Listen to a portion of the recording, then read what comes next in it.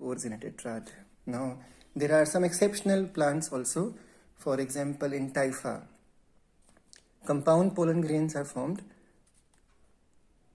Compound pollen grains are those pollen grains in which the resultant cell of the tetrad do not separate from each other and will remain together in the same condition. That means when they are carried in the form of tetrads, not as individual pollen grains. Now, Pollinium is found in Calotropis, also found in the Orchidaceae family or orchids, in which the pollen grains of a sac stay together. So all the pollen grains of an anther sac or pollen sac will stay together. Now, next exceptional thing is found in Cuscuta reflexa. It is the process of polyspory. What is polyspory? When one pollen mother cell, instead of giving rise to 4 microspore, may give rise to even 11 pollen grains. An exceptional family is Cyperaceae. In this family, one pollen mother cell undergoes meiosis to form only one pollen grain. The reason is 3 of the other cells will undergo degeneration. A microspore, which is the result of the meiosis first and second.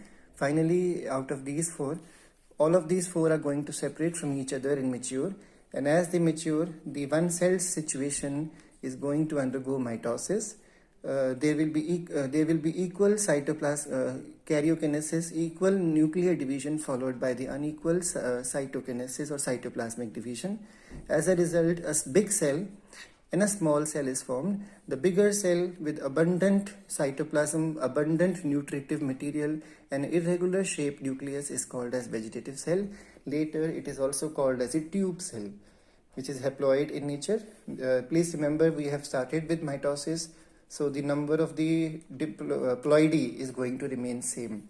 The other smaller cell, which later becomes spindle shape and floats in the cytoplasm of the vegetative cell, with dense cytoplasm, is called as generative cell. Again, it is also an haploid cell. So one cell situation has now changed into 2 cell situation. In maximum of the plants, 60% of the angiospermic plants, pollen grains are shed at this stage. So it is considered as the mature stage of a pollen grain. Later, it will change into 3 cell stage. Reason is the generative cell will divide one more time by mitosis to form two male gametes. So total number of cells will be 3. This happens on the stigma after pollination.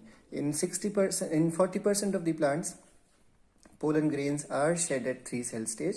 That means the generative cell, before the pollen grains are shed, generative cell is itself already divided into 2 male gametes. A pollen grain will have a big vegetative cell and 2 small male gametes finally, and this is called as the male gametophyte. The innermost layer which I have drawn here is the plasma membrane according to the NCERT, and outer to it is the intine, and outer to it is the discontinuous. Remember, plasma membrane and the intine both are continuous. When you compare these two, intine is thinner and continuous and is inner.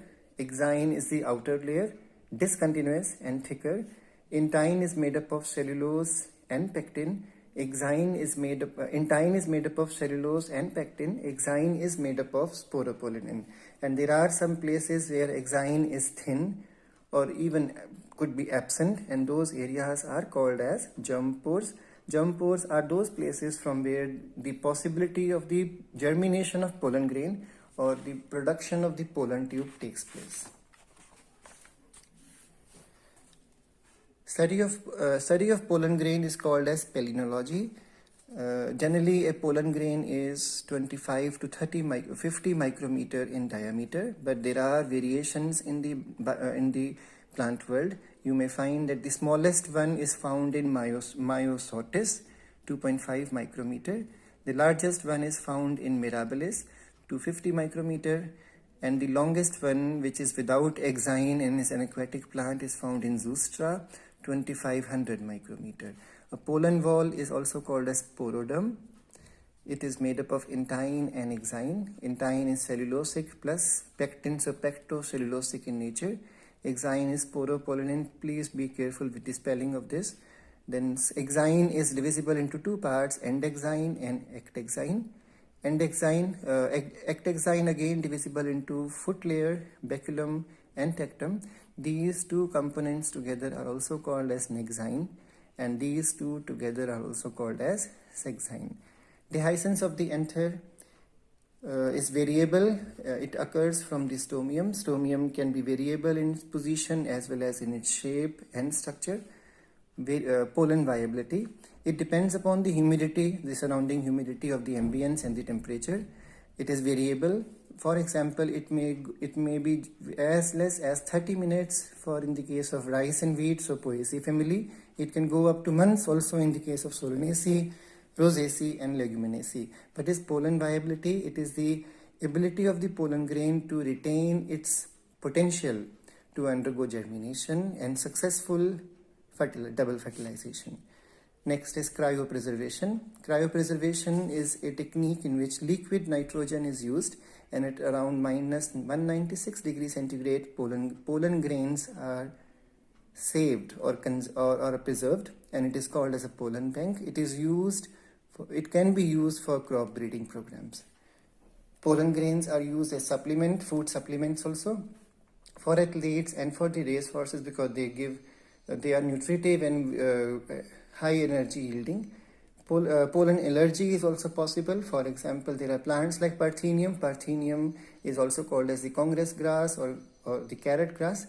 This grass came as an invasive weed along with the imported wheat varieties which we brought for the Green Revolution from Mexico. Chenopodium is also an example of a plant which can cause pollen allergy. During this allergy, respiratory problems starts happening to some persons, some who are sensitive to it, and they may develop bronchitis or they may even develop asthma. Thank you for this much of the time. We'll have a class again later.